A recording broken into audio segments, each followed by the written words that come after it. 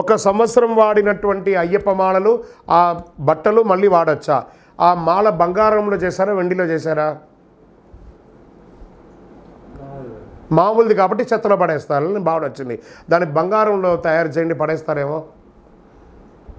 So అది 40 రోజులు పనికి వచ్చే మాల 41వ రోజు అవ్వగానే అది పనికిరాని ఒక వస్తువు అయిపోయింది కదా. ఆ మాల వేసుకోవడం వల్ల కదా సమాజంలో మీకు గొప్ప పేరు వచ్చింది. ఆ మాల వేసుకోవడం వల్లనే కదా మీకు ఆధ్యాత్మిక చింతన పెరిగింది.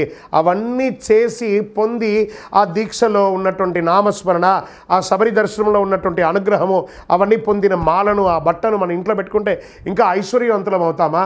లేదా తీసుకుపోయి రాగి చెట్టు దగ్గర దాని దగ్గర పెట్టి, మీరు కావాలంటే గమనించి చూడండి, ఈ మాలలు బట్టలు పడేసిన చెట్లంతా కూడా బ్రహ్మాండంగా పెరిగి ఉంటుంది. ఎందుకంటే అనుగ్రహం అంతా దానికి పోతుంది, మీరు పెట్టుకోవట్లేదు కదా. వెండితో బంగారంతో అల్లేస్తే ఇలా అడుగుతారా? అది ఎక్కడో నాసిరకం కాబట్టి అక్కడ పడేస్తున్నారు.